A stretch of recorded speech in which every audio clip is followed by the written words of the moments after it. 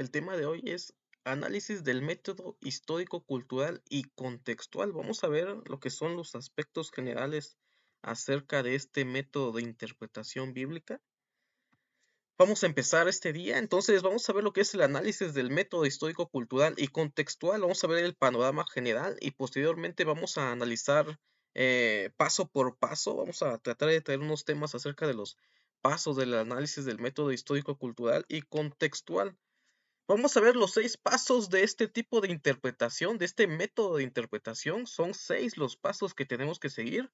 El análisis histórico, cultural, contextual, en el cual tenemos que ver lo que es el contexto tanto del libro y tanto la época en el que se escribió el libro, y tenemos que conocer aspectos culturales en el momento en que está redactando el autor de los libros de la Biblia. El segundo paso es el análisis léxico-sintáxico. En este aspecto vamos a analizar las palabras. Vamos a buscar los significados de las palabras que nosotros no entendamos o no comprendamos. Lo podemos analizar desde eh, el idioma de traducción o los idiomas originales. Hay ciertas palabras que por lo general ya han tomado características teológicas, como por ejemplo salvación, expiación, eh, sacrificio, pacto. Entonces, vamos a identificar las palabras importantes del texto que estamos analizando y vamos a buscar esas palabras que pueden tener un significado teológico, y también vamos a irnos a lo que son los idiomas originales. Vamos a ver qué palabras son las que realmente el redactor del texto que nosotros vayamos a escoger, qué palabras era la original en el texto griego o en el texto hebreo. Recordemos de que muchas veces cuando se traduce un texto, muchas veces se pierde el sentido de lo que realmente quiso decir el autor de los escritos. Entonces vamos a analizar el análisis léxico sintáctico, vamos a buscar palabras claves, vamos a buscar palabras que desconozcamos su significado y vamos a analizar palabras que tengan significados teológicos, y vamos a buscar las palabras las cuales fueron las palabras del texto original en griego o en hebreo. Y también tenemos que analizar lo que es la morfología de la palabra. Si está en verbo presente, es un verbo imperativo, si es un sustantivo, si es un adjetivo, si es un adverbio. Entonces, todo esto tenemos que analizar en la etapa del análisis léxico-sintáctico. Posteriormente, hacemos un análisis teológico. Después de haber analizado nuestro texto, encontramos palabras claves. Si nos está hablando el autor acerca de los pactos, muchas veces cuando se está hablando acerca de los pactos, tenemos que identificar esa palabra clave que se repite varias veces en el texto y que tiene una connotación teológica. Por ejemplo, el pacto, pacto de Abraham, pacto de Noé. Entonces, si vemos la palabra pacto repetidas varias veces en el texto, podemos interpretar de que el autor está hablando acerca de los pactos, y tenemos que investigar acerca de los pactos. Si está hablando acerca de los sacrificios, tenemos que investigar qué sentido teológico tenían los sacrificios en la época y momento en que se está dando esta palabra en el texto. Entonces tenemos que hacer un análisis teológico. Tenemos que verificar en qué momento de la revelación estamos analizando este texto o aspecto teológico. Lo que muchas veces hacemos es aislar las escrituras y no tener en cuenta el avance o la progresión de la teología, y nos quedamos interpretando una escritura en un momento en que no ha sido revelado totalmente lo que son los aspectos teológicos del texto. Por ejemplo, si estamos analizando el Antiguo Testamento, me parece que en los Salmos y en los Proverbios dicen que los muertos nada saben. En ese momento que se estaba dando esa revelación, no se conocía todavía la teología de la resurrección de los muertos. Eso se va revelando más adelante en el Antiguo Testamento. principalmente en el periodo intertestamentario, y posteriormente se da una revelación absoluta en los evangelios. Entonces aislamos esa escritura del avance teológico y estamos enseñando de que los muertos nada saben.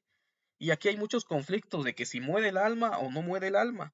Vamos a analizar el aspecto teológico en toda la evolución teológica y no solamente quedarnos en ese momento en el que se dio esa revelación. Tenemos que analizar el texto teológico y el progreso de la revelación. Recordemos de que Dios no reveló todo de golpe, sino que fue revelando poco a poco lo que es el plan de salvación y los aspectos teológicos. Si hablamos de resurrección, eh, solamente vamos a encontrar aspectos de la resurrección si lo tomamos de forma ortodoxa en el libro de Daniel, en el libro de Ezequiel y en el libro de Isaías. Posteriormente a eso, solamente vamos a encontrar sombras de lo que es la doctrina de la revelación. Y entonces tenemos que verificar el progreso de la revelación y no tenemos que quedarnos en ese momento en que se dio la revelación. Entonces estamos analizando los 6 pasos de la interpretación bíblica. El primer paso, ya lo comenté, análisis histórico-cultural contextual, el análisis léxico-sintáctico, el análisis teológico y vamos a analizar el análisis literario. Tenemos que saber si lo que estamos leyendo eh, es un proverbio, es un salmo, es un género apocalíptico, es una parábola, es una alegoría, es un cuento. Entonces tenemos que interpretar el texto y analizar qué tipo de género literario estamos interpretando, si es narrativa o si es otro tipo de género literario. Hay muchos géneros literarios en la Biblia. Por ejemplo, hay muchos que se toman también la literalidad de los textos. Por ejemplo, hay un caso, hay un caso interesante que sucedió a uno de los padres de la iglesia, Orígenes, quien fue un gran exégeta, se iba más por lo alegórico.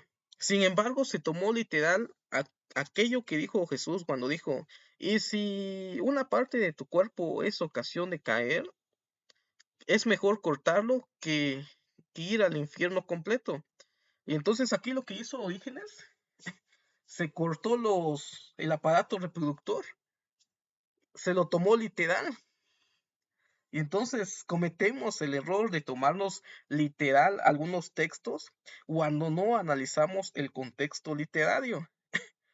Estamos analizando también sobre hay personas que predican a los animales, porque se toma muy literal aquello que dice ir y predicar a toda criatura. Y ellos están pensando de que también tienen que predicarles a los animales. Entonces se toman muy a una literalidad de los textos que en ocasiones nos ocasiona alguna mala interpretación de los textos. La burra de Balán, ¿realmente habló o no habló? Tenemos que ver qué género de texto es.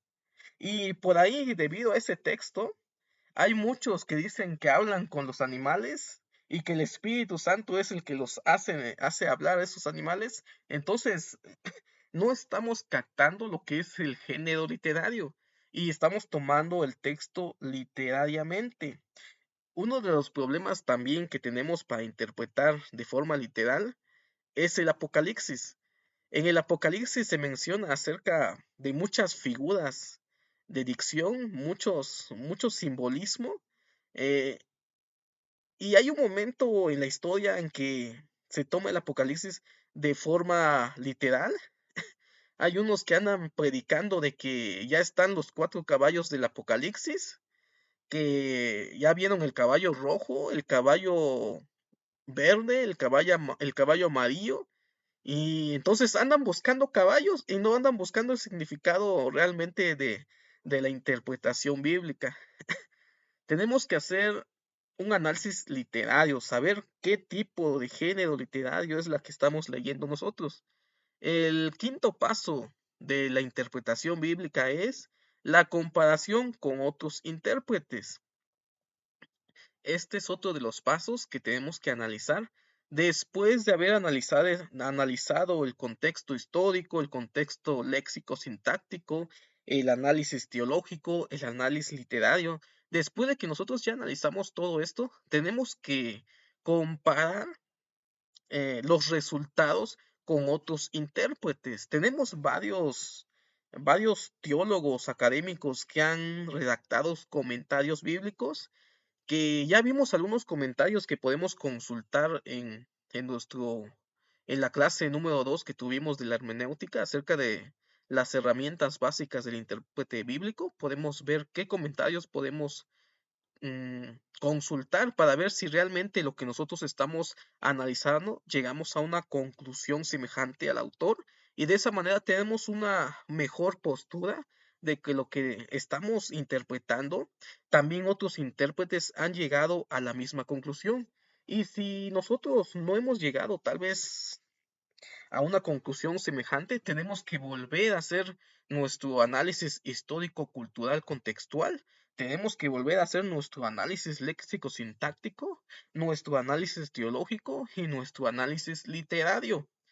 Entonces, después de haber hecho todo este trabajo exegético, tenemos también que darle un sentido a todo lo que nosotros hemos interpretado y darle una aplicación personal, porque no tiene sentido ser un gran intérprete de la Biblia si no aplicamos lo que nosotros hemos aprendido. Entonces, estos son los 6 pasos del análisis del método histórico, cultural y contextual. Existe el análisis histórico, cultural, contextual, es el primer paso que vamos a realizar. Vamos a ver el concepto histórico, vamos a ver el concepto cultural, vamos a ver el contexto literario, eh, en qué parte se encuentra nuestro texto, y verificar completamente el panorama, si es una carta, si es un evangelio o si es un libro profético. Tenemos que analizar el léxico sintáctico de las palabras, buscar palabras claves, buscar palabras teológicas, buscar palabras que tengan un sentido mm, teológico y que desconocemos, las podemos buscar en los diccionarios. Tenemos que irnos a la palabra original, saber qué palabra realmente era la que estaba escribiendo el autor de nuestro texto. Y como les he comentado, muchas veces cambia de una traducción al idioma original. Tenemos que hacer nuestro análisis teológico, hacemos nuestro análisis literario. Posteriormente de todo ese análisis exegético que estamos haciendo, tenemos que comparar con otros intérpretes. Y al final tenemos que hacer una aplicación de todo lo que nosotros hemos aprendido en nuestro análisis del texto. Vamos a analizar el análisis histórico cultural contextual. Voy a tomar un ejemplo. Vamos a ver Juan 3:16, que es un texto muy conocido por todos, la que dice: porque de tal manera amó Dios al mundo que ha dado a su Hijo unigénito, para que en él crea, no se pierda, mas tenga vida eterna. ¿Qué vamos a analizar en esta etapa la etapa del análisis histórico cultural contextual? Vamos a considerar el trasfondo histórico cultural en que el autor escribió para dar a entender sus referencias, propósitos y situaciones. Entonces vamos a ver en qué época escribió este autor este evangelio.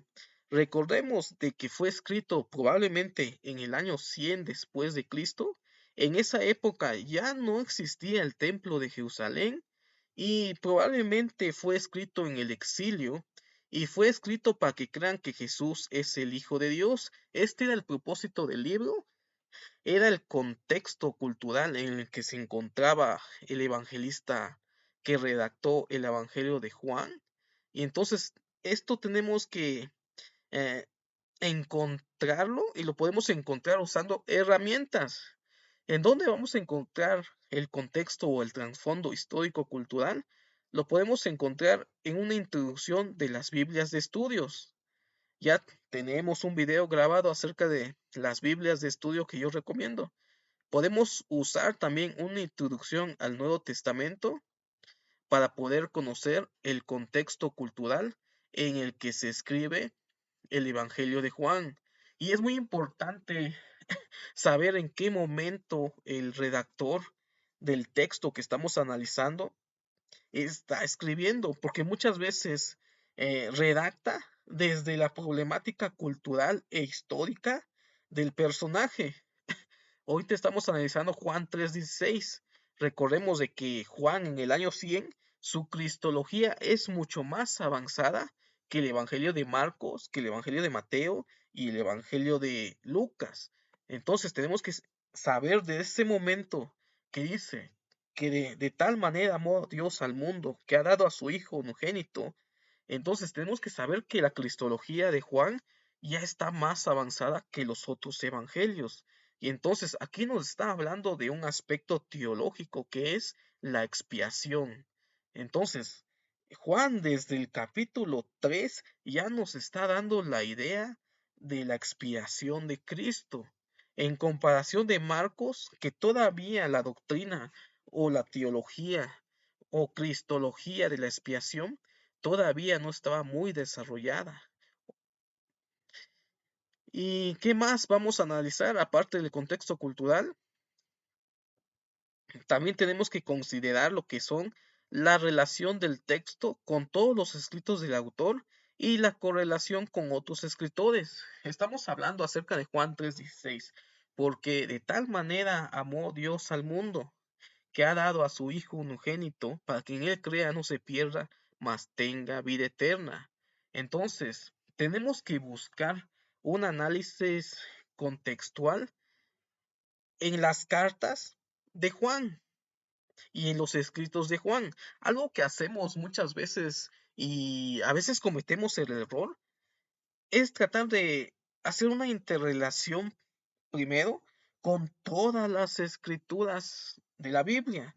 No, en el análisis histórico-cultural contextual nos dice que antes de hacer un análisis de ese texto en los demás escritos de la Biblia, tenemos que analizarlo en los escritos del autor del texto que nosotros estamos analizando. Si nosotros estamos analizando lo que es el Evangelio de Juan, para buscar qué es lo que pensaba Juan acerca del amor, tenemos que buscar primero lo que son las cartas de Juan y probablemente el Apocalipsis serían los textos juaninos. Entonces, si nosotros queremos conocer la intención del autor de Juan, tenemos que verificar en los escritos de Juan. Después de que ya hicimos un análisis en los escritos de Juan, ahora sí nos vamos a analizar qué dice los demás escritos de los otros autores de la Biblia acerca del tema del amor de Dios. Entonces tenemos que actuar de esa manera. Tenemos, ¿qué otras cartas tenemos aparte de Juan? Tenemos las cartas de Pedro. Tenemos que analizar cierto tema que hable en las cartas de Pedro con la segunda carta de Pedro, que solamente son los únicos dos textos que tenemos de Pedro. Si nosotros queremos hablar o queremos conocer la justificación, pero en las cartas de Pablo, si estamos estudiando Romanos y vemos la palabra justificación, entonces tenemos que analizar la palabra justificación en los escritos paulinos. No nos tenemos que ir a buscar en el Evangelio de Juan la justificación. Tampoco nos tenemos que ir a Mateo a hablar acerca de la justificación. No, primero vamos a ver qué es lo que piensa el autor de todos los escritos que tiene acerca de la justificación. Entonces tenemos que saber ese contexto en el que escribe el autor. Es uno de los pasos también que tenemos que hacer. Entonces, ya vimos que el análisis histórico-cultural contextual tiene que ver con el contexto en el que escribe el autor, tiene que ver en el contexto y el pensamiento del autor en el momento de redactar el texto que nosotros estamos analizando. Por ejemplo, el ejemplo de Juan 3:16. Aquí nos marca también que tenemos que conocer cuál es el pensamiento del autor en todos sus escritos acerca de un tema. Si estamos hablando acerca del amor, de hecho, Juan se le ha atribuido de que habla mucho acerca del amor y también tenemos que saber el trasfondo. ¿Cómo es de que Juan es uno de los autores que habla más acerca del amor en sus cartas, primera y segunda de Juan? Me parece que hay una parte donde habla acerca de el que no ama no tiene a Cristo en su corazón.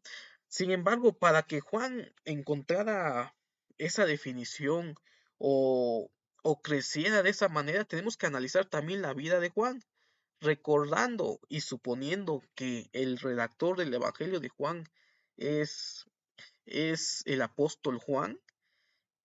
No nos metamos en aspectos críticos. Tenemos que analizar la vida de Juan.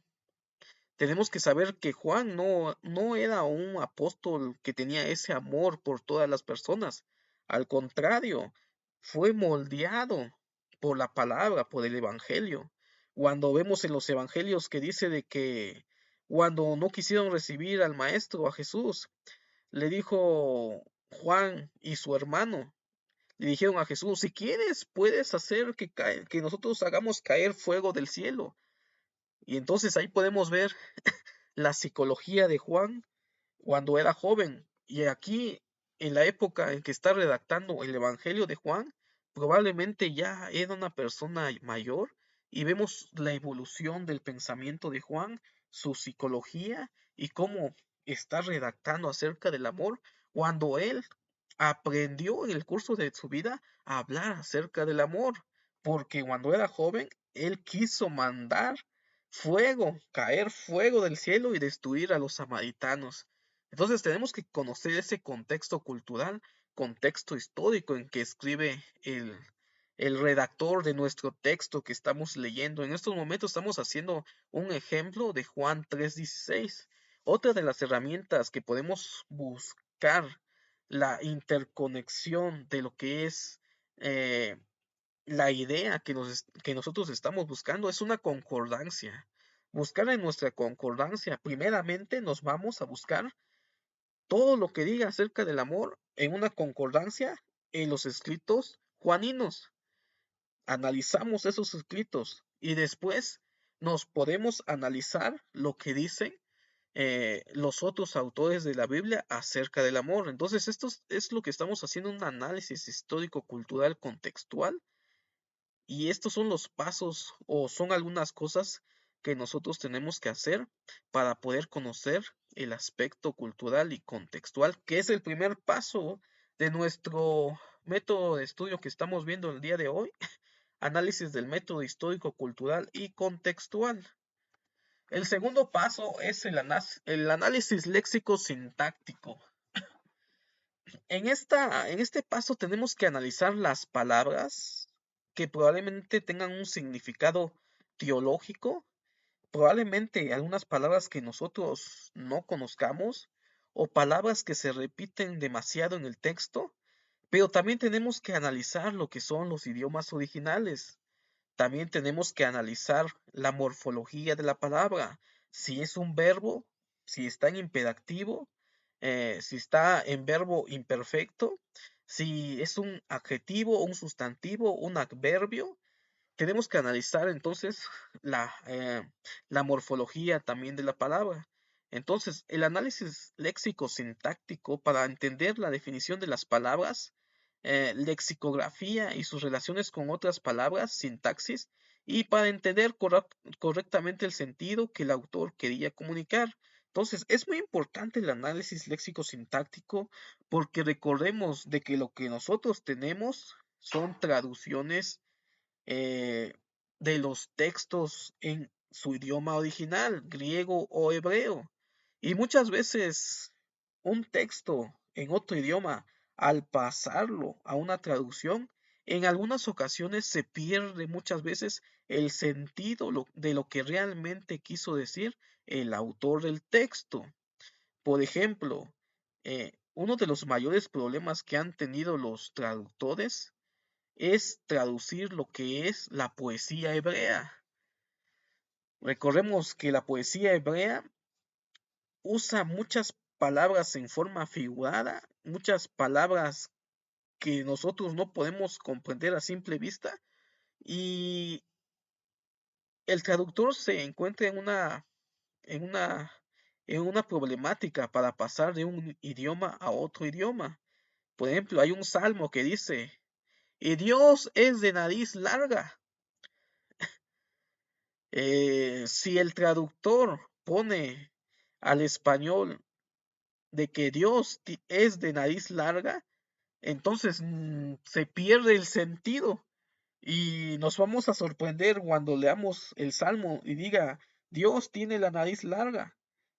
En el texto hebreo de forma literal se traduce así, pero el traductor tiene que buscar una palabra que nosotros podamos comprender y que se acerque al sentido del texto original. Y entonces el traductor tiene que poner, eh, Dios es lento para la ira, pero en ningún momento el texto original dice, Dios es lento para la ira. Lo que dice es, Dios es de nariz larga. Entonces los hebreos escribían de forma poética, para decir de que Dios era paciente y no se enojaba, no se enojaba eh, tan grandemente, tenía paciencia, porque si nosotros nos vamos a analizar, el hebreo usa muchas palabras, eh, si podemos analizar lo que es el griego y el hebreo sería el lenguaje del corazón y el griego sería el lenguaje intelectual. Entonces, la forma de escribir en hebreo y en griego era muy diferente. En hebreo le daban mucho significado a la forma en que se redactaba o la forma en que redactaba el autor. Sin embargo, en el griego es más un idioma para la mente, porque ahí empiezan a haber palabras que no utilizaba en el idioma hebreo y que tienen un significado teológico y tienen un trasfondo helénico. Entonces, cuando los hebreos escribían de una forma particular, mm, le daban un mayor énfasis a las palabras que en el griego. Vemos cómo escriben Dios es de nariz larga. Entonces ellos ya están mostrando una imagen para dar un mensaje. Al contrario con el lenguaje griego, que eran un poco más analíticos y por eso se considera un lenguaje para la mente. Pero el hebreo es un lenguaje para el corazón, porque los hebreos trataban de mostrar más que palabras o más que significados, una imagen. Recordemos de que la forma de escribir de los judíos en el idioma hebreo es más pictográfico que en el griego.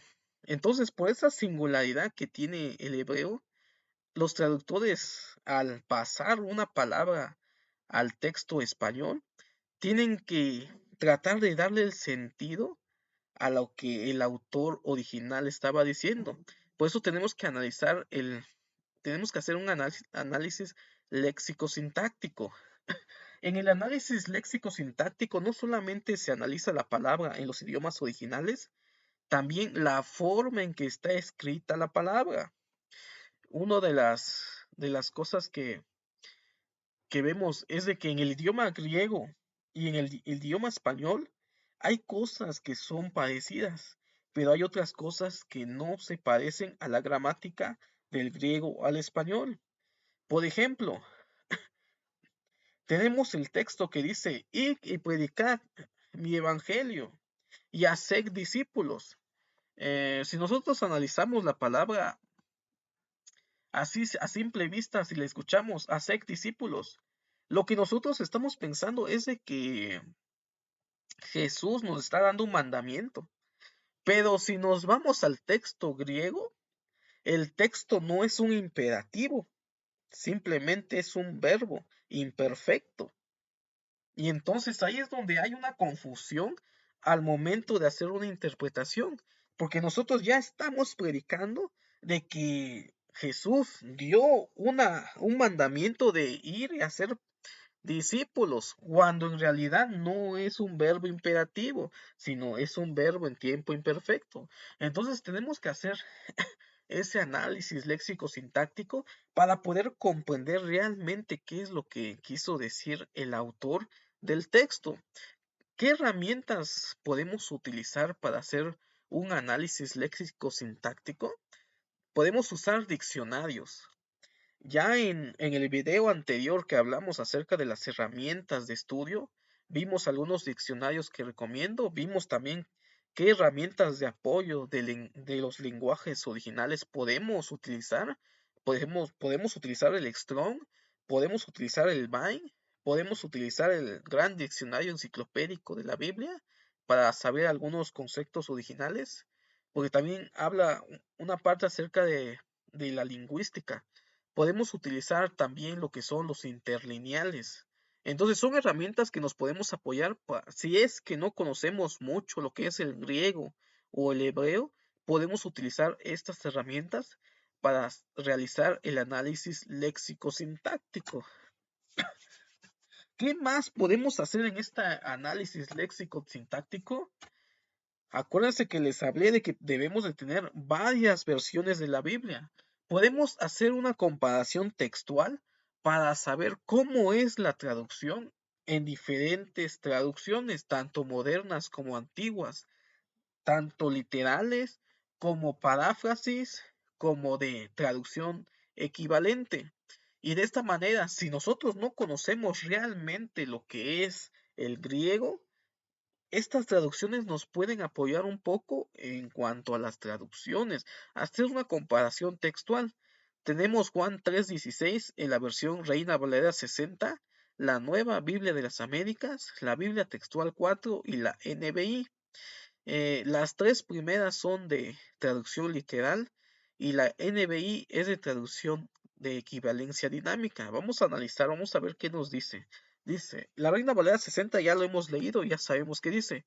La Nueva Biblia de las Américas dice, porque de tal manera amó Dios al mundo, que dio a su Hijo unigénito, para que todo aquel que cree en Él no se pierda, sino que tenga vida eterna.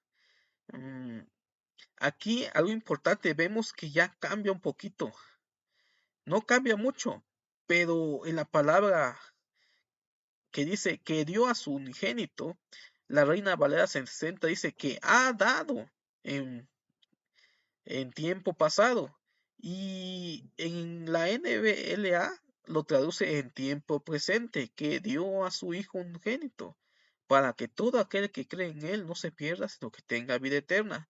Entonces solamente cambia esto y tiene que ver con la forma en que el traductor analiza lo que es la sintaxis de la palabra.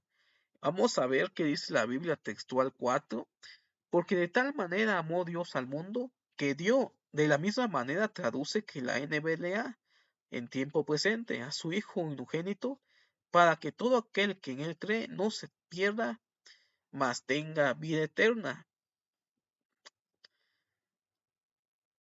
No hay tanta variación. Vamos a ver a NBI. Por tanto amó Dios al mundo que dio a su Hijo unigénito. Entonces está traduciendo en forma presente en comparación con la Reina Valera 60, para que todo el que cree en Él no se pierda, sino que tenga vida eterna. Entonces aquí la idea no cambia tanto, solamente cambia en cuanto al tiempo presente. Sin embargo, si nosotros analizamos otros textos y hacemos la comparación textual, puede haber ciertas variaciones que nos pueden ayudar a nuestra interpretación bíblica. También podemos analizar un interlineal que contenga la morfología.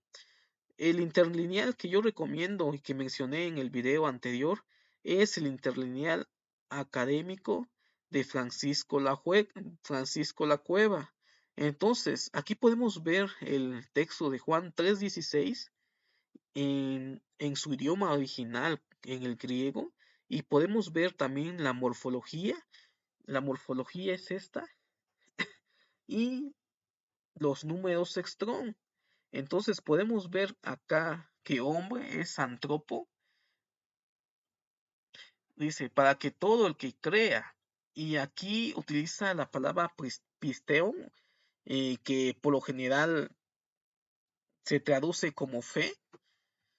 Y aquí también nos podemos dar cuenta de que no solamente el que cree, sino lo que el autor original lo está diciendo es de que todo aquel que cree, pero con fe, aunque aquí no lo traduce como fe, pero esta palabra, vamos a ver,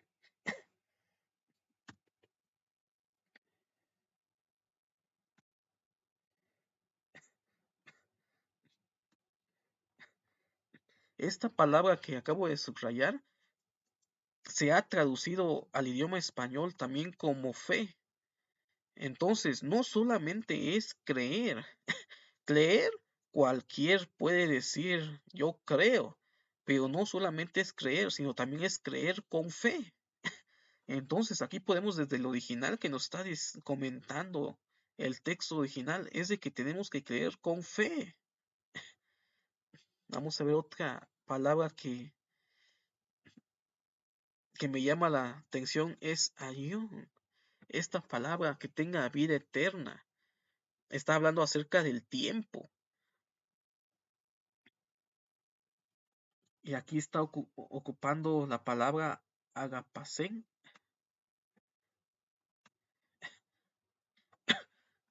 que habla acerca de un amor, pero un amor más profundo, en comparación con otras palabras que también se traducen en el español como amor. Y aquí donde dice que Dios amó al mundo, están ocupando la palabra cosmo. Entonces el sentido que está hablando el evangelista no solamente es del mundo, sino que está hablando de una universalidad, no solamente judíos, sino también gentiles, y está hablando acerca de toda la creación. Otra palabra que me llama la atención también es la palabra monógenes. La palabra monógenes ha sido parte de la controversia, porque se puede traducir tanto como unigénito como único Dios. Esta es una controversia con los lingüistas, pero eso ya es para otro tema y no nos metamos en complicaciones. Entonces aquí vemos palabras como pisteon, que se traduce como fe, agion, que lo está hablando acerca del tiempo, agapacén, que es el amor un poco más profundo, está hablando no solo del mundo, sino un cosmo. Vamos a ver si encontramos otra palabra que me llame la atención.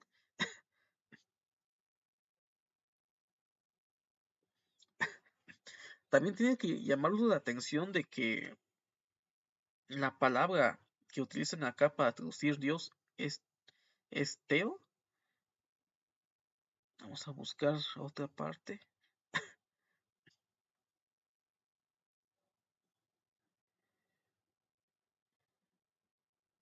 Aquí nada más dice Dios.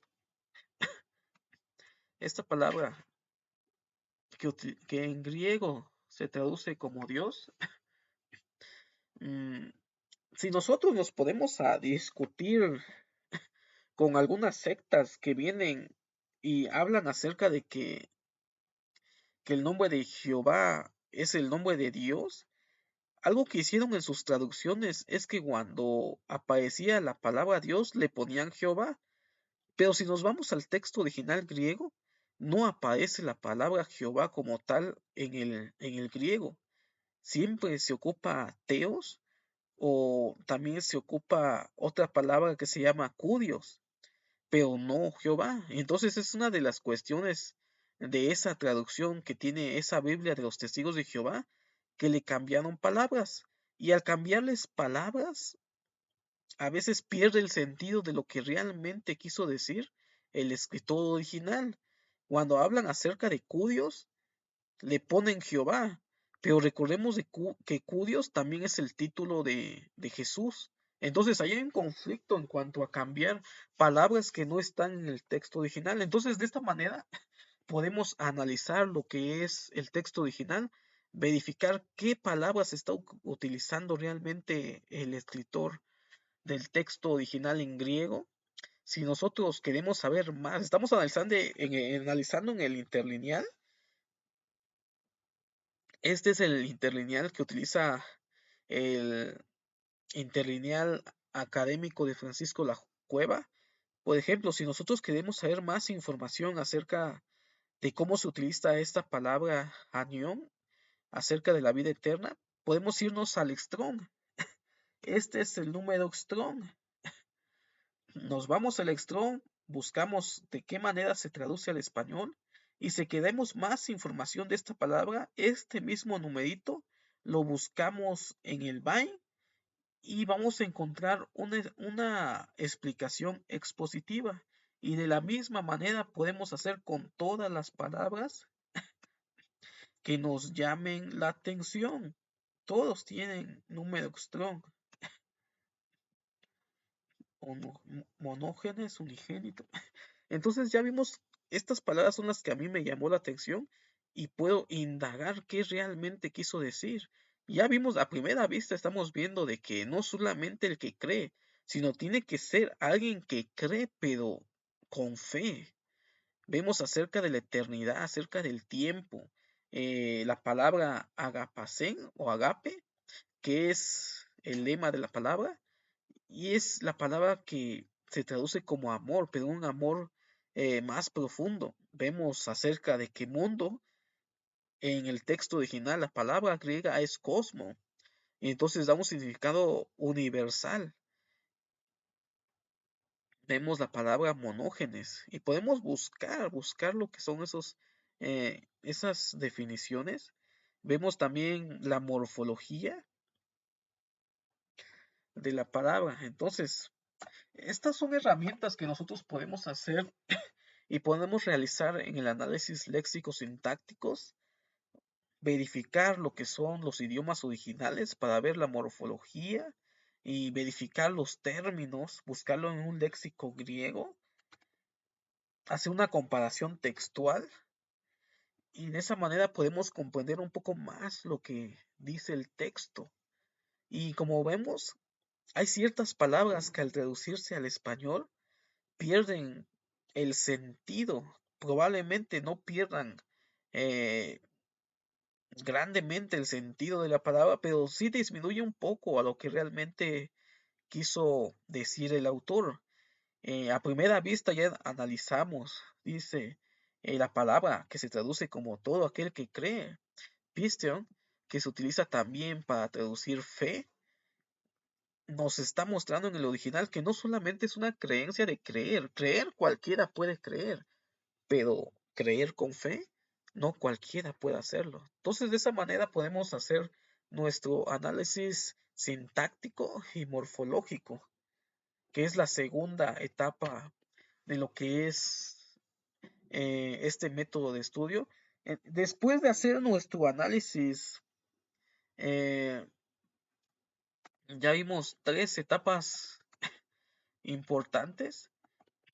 Hicimos nuestro análisis histórico-cultural, contextual. Ya hicimos nuestro análisis léxico-sintáctico, hicimos comparaciones textuales, verificamos el interlineal y la morfología, si es que no conocemos eh, el griego o el hebreo, y si lo conocemos, mucho mejor. Y posteriormente a todo ese proceso tenemos que hacer nuestro análisis teológico. Tenemos que hacer un análisis teológico que estudie el nivel de entendimiento teológico, la época cuando fue dado la revelación, discerniendo el sentido del texto para los recipientes originales. Esto es algo interesante. El nivel del entendimiento teológico en la época cuando fue dado la revelación. Recordemos de que la revelación fue progresiva, que no recibimos toda la revelación de golpe. Si nosotros estamos revisando Juan 3:16, Dice, porque de tal manera amó Dios al mundo que ha dado su Hijo unigénito para que en él crea, no se pierda, mas tenga vida eterna. Entonces está hablando acerca de la expiación en el aspecto teológico. Entonces tenemos que ver qué es lo que pensaba Juan acerca de la expiación. Y primero analizamos los escritos juaninos antes de verificar otro tipo de escrito. Entonces tenemos que ver en el momento en que redactó el escritor cuál era el nivel de revelación en cuanto, o el progreso de revelación de la doctrina de la expiación. Y recordemos de que la cristología de Juan era o es el más avanzado de todos los evangelios, y quiero pensar que es la cúspide de todo el significado de la expiación. Pero recordemos de que Juan recibió cierta revelación en el año 100 y podemos encontrar parte de esa revelación teológica en los escritos de Pablo. Y tenemos que hacer un análisis cómo entendían la expiación en la antigüedad. Entonces, tenemos que hacer un análisis y el entendimiento teológico en la época en que fue dado la revelación. Tomando ejemplo de lo que había comentado en Proverbios acerca de que aquel que muere nada sabe, de que después de la muerte ya nada existe. Entonces, en ese momento en que se dio esa revelación, eh, en la antigüedad no tenían completamente la doctrina de la resurrección, y tenemos que no solamente quedarnos con ese momento, sino que ver el progreso de la revelación acerca de la doctrina de la resurrección. Y de la misma manera que estamos viendo acerca de la expiación, podemos hacer una investigación acerca de lo que en el Antiguo Testamento encontramos, si existe algo acerca de la expiación, y posteriormente ver otros libros si explican algo más acerca de la expiación. Entonces, tenemos que hacer un análisis teológico. ¿Qué es lo que realmente entendía Juan acerca de este aspecto teológico? Dice, el análisis teológico estudia el nivel de entendimiento teológico, la época cuando fue dado la revelación, discerniendo el sentido del texto para los recipientes originales. Este estudio toma en cuenta otros textos que fueron dados cronológicamente antes o después del pasaje bajo el análisis. Entonces tenemos que checar también el texto anterior y posterior para ver qué es lo que realmente estaba comentando y no perder el contexto del autor. ¿Qué herramientas podemos utilizar para saber el progreso de la teología o de la revelación? Podemos ocupar una teología bíblica. Vamos a ver.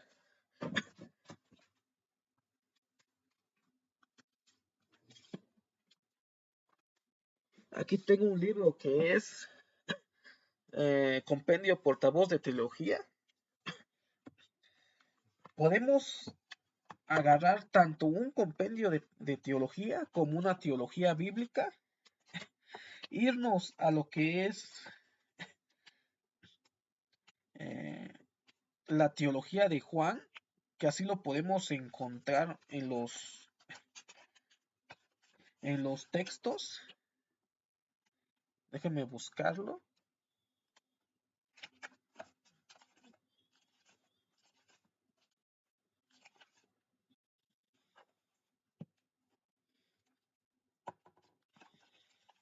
Podemos irnos a la teología de Juan 124, me dice esto. Acuérdense que tenemos que buscar cuál era el pensamiento de Pablo, de Juan en ese momento en que escribió acerca de la expiación. Podemos irnos a un compendio de teología y nos habla acerca de la teología de Juan. Podemos buscar lo que es el tema de la expiación. Y aquí está expiación.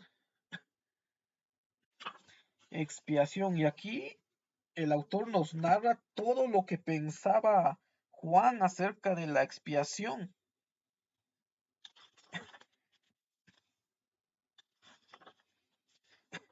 Entonces es importante contar con un compendio de teología o también con una teología bíblica. Recordemos que para analizar lo que es el pensamiento teológico de un autor, de un escrito, en este ejemplo Juan, tenemos que irnos a una teología bíblica. ¿Por qué? Porque queremos saber cuál era el pensamiento de Juan acerca de este tema teológico. En comparación de las teologías sistemáticas, eh, para poder hacer una teología sistemática, toman todo lo que todos los autores quisieron hablar acerca del tema teológico, por ejemplo, la expiación, para poder llegar a una conclusión teológica.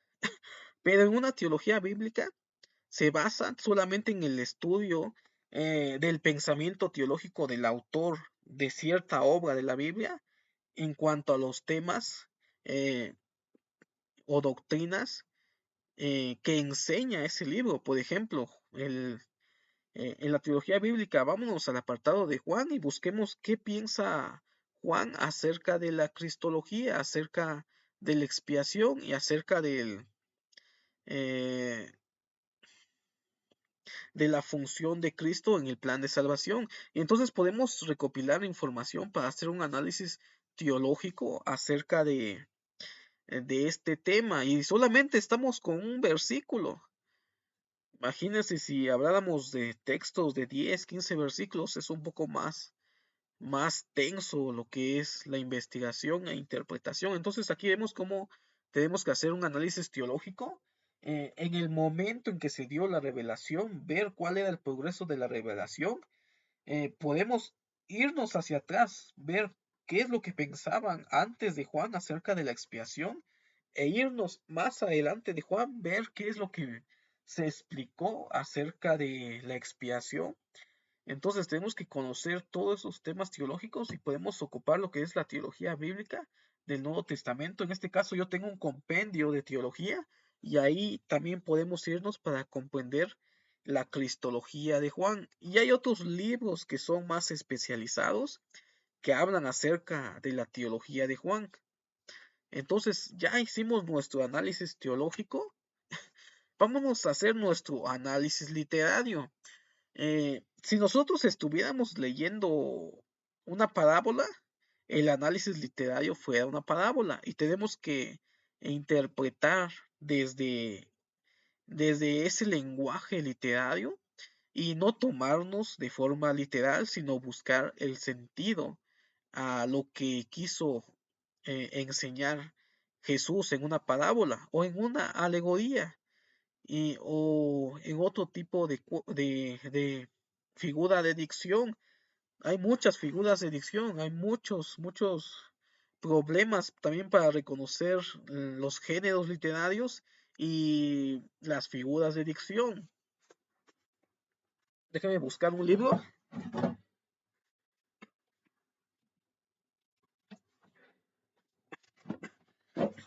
Si nosotros queremos una herramienta para buscar los géneros literarios y las figuras de dicción, les recomiendo el diccionario de figuras de dicción usadas en la Biblia. Es este libro. No sé si se logra ver. Entonces podemos usar este libro para conocer lo que son las figuras de dicción y poder interpretarlo de esa manera. Recordemos de que no todo es en sentido literal. Muchas veces hay muchos eh, géneros literarios, hay figuras de dicción y cometemos el error de malinterpretar lo que es un mensaje alegórico o un mensaje en parábola o un mensaje eh, en sentido figurado y lo tomamos de forma literal y entonces fallamos en nuestra interpretación. Recordemos de que hay muchas cosas que en la literatura o en la Biblia y hay ciertos hebraísmos que utilizan la literatura en la Biblia, que nosotros en nuestro contexto muchas veces lo tomamos como literal. Por ejemplo, hay exageraciones en la Biblia, se le llaman hipérboles. Hay exageraciones en la Biblia. Y cuando nosotros leemos de que murieron eh, 5,000 o 10,000 en Egipto, a veces nosotros decimos, pues eso es literal o cómo. Entonces es una hipérbole. También cuando dice en la escritura, y el hombre dejará a su padre y a su madre, y se allegará a su mujer, y será uno solo. Ahí muchos piensan que es de forma literal el dejar a los padres. Sin embargo, está usando una figura de dicción. Entonces tenemos que conocer las figuras de dicción y conocer también los géneros literarios para saber si es un cuento, es una parábola, es una narrativa, es una profecía, es una literatura apocalíptica. Entonces cada género literario tiene una forma de interpretación. Tenemos que hacer ese análisis literario. En el ejemplo de Juan, en Juan 3:16, es un diálogo o discurso juanino. No hay tanto problema. Entonces, en el análisis literario se identifica la forma literaria o el método en que fue dado el pasaje. Por ejemplo, narración, carta, exposición doctrinal, poesía o apocalíptica. Recordemos de que hemos tenido muchos problemas para interpretar el Apocalipsis porque muchas veces es un género literario que utiliza símbolos y utiliza muchas hipérboles, exageraciones. Cada uno tiene su método de expresión y así la interpretación. ¿Qué podemos utilizar? ¿Qué herramientas? Biblias de estudio, diccionario de figura de dicción, que ya recomendé lo que es este diccionario, no sé si se ve.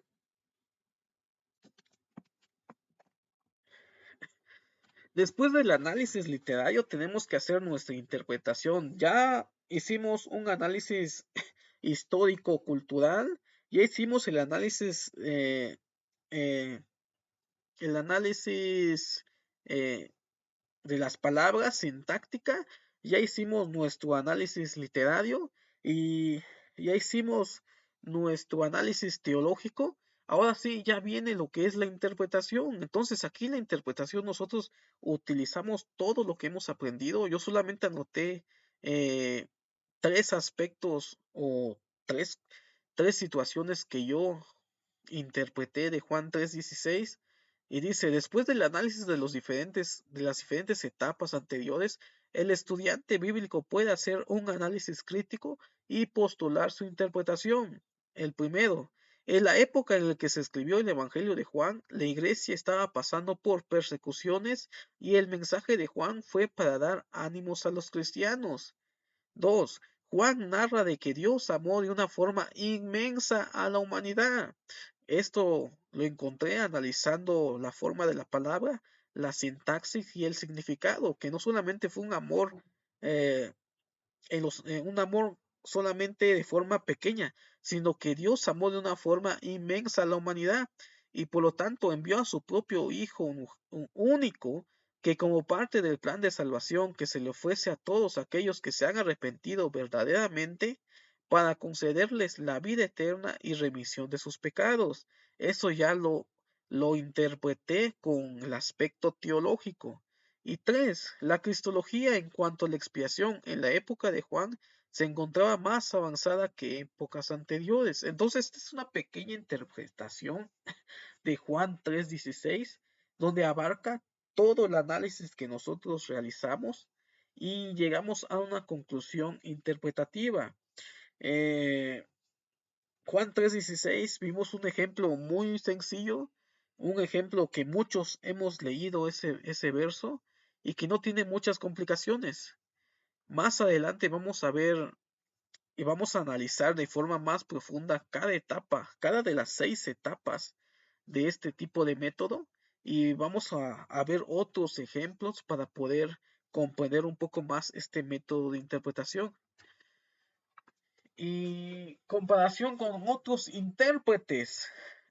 El último paso, cuando nosotros ya hicimos toda nuestra investigación, cuando ya analizamos nuestro texto de forma contextual, histórica, cultural, ya hicimos nuestro análisis sintáctico, ya hicimos nuestro análisis teológico, ya hicimos nuestra interpretación, Ahora sí, vámonos a consultar lo que son las herramientas, Biblias de estudio y comentarios bíblicos para ver si realmente estamos interpretando de una forma correcta nuestro texto. En este caso fue Juan 3:16. Dice, comparar las interpretaciones tentativas derivadas de los 4 pasos mencionados en comentarios de otros autores. Aquí algo que quisiera comentar. No nos casemos con un solo autor. Consultemos varios autores, no nos quedemos con MacArthur solamente, no nos quedemos con Samuel Pérez Millo solamente, no nos quedemos con Francisco La Cueva solamente, no nos quedemos con Piñedo, no nos quedemos con Evan, sino hay que tratar de consultar varios libros, varios intérpretes para poder llegar a una conclusión crítica y formar nuestro propio criterio en cuanto a nuestra forma de interpretar. Entonces, vamos a ver qué dice el comentario exegético. Eh, este texto que tenemos acá lo saqué de un comentario exegético. Dice, el mundo en su sentido más amplio, listo a padecer el inmenso amor de Dios. Aquí está hablando acerca de un amor inmenso de Dios, lo que había notado en mi interpretación, para que el mundo que perece mensurable y concebible solo por el don que este amor trajo de él, el don mismo, el de tal manera amó al mundo que dio a su Hijo unigénito, o en el lenguaje de Pablo, aún a su propio Hijo no perdonó, o en aquel dirigido a Abraham cuando estaba por ofrecer a Isaac sobre el altar, no me has rehusado tu Hijo, tu único. El fruto de este don tremendo no solo la liberación de la perdición pendiente, sino la dádiva de la vida eterna y el modo por el cual todo se efectúa, creyendo en su Hijo. ¿Cómo se haría invisible el judaísmo estrecho de Nicodemo en la llamada de este sol de justicia visto subiendo sobre el mundo con sanidad en sus alas? Entonces aquí está haciendo una interpretación. Hay muchos autores, muchos comentarios. Podemos consultar varios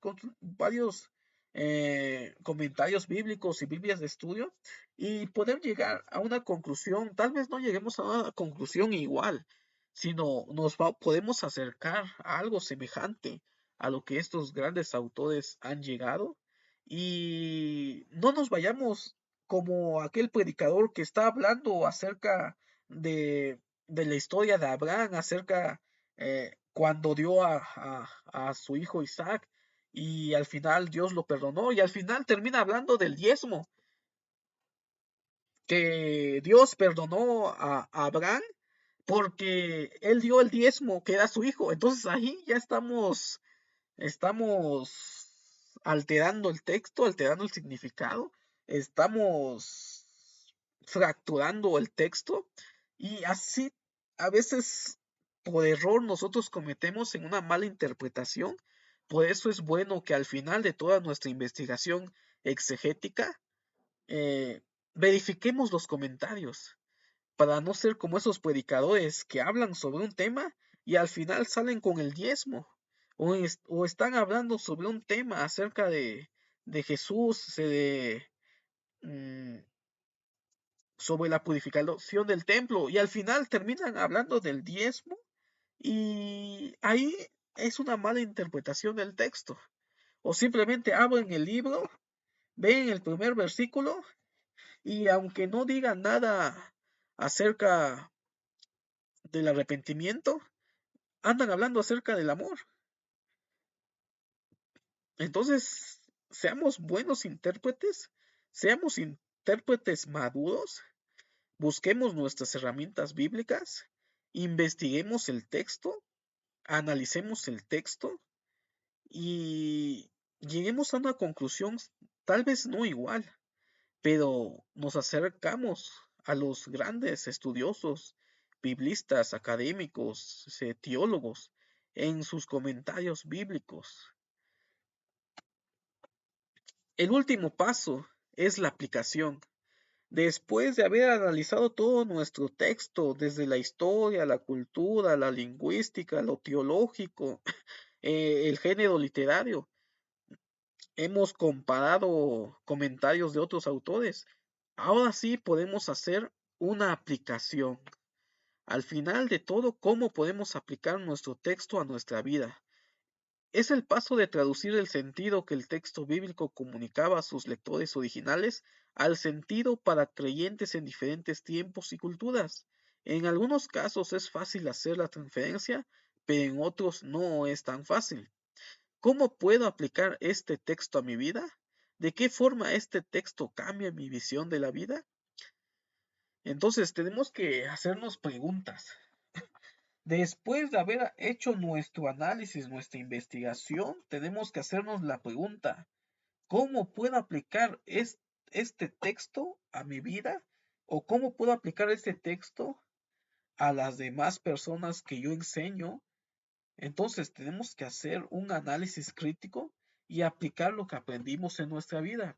Recordemos de que nosotros estudiamos para conocer a Dios, estudiamos para conocer a ese Dios que nosotros queremos conocer.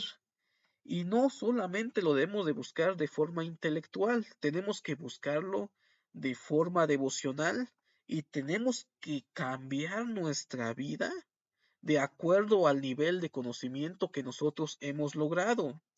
El estudio de las escrituras realmente no va a tener un impacto en mi vida y el impacto de las más personas si no lo aplicamos en nuestra vida.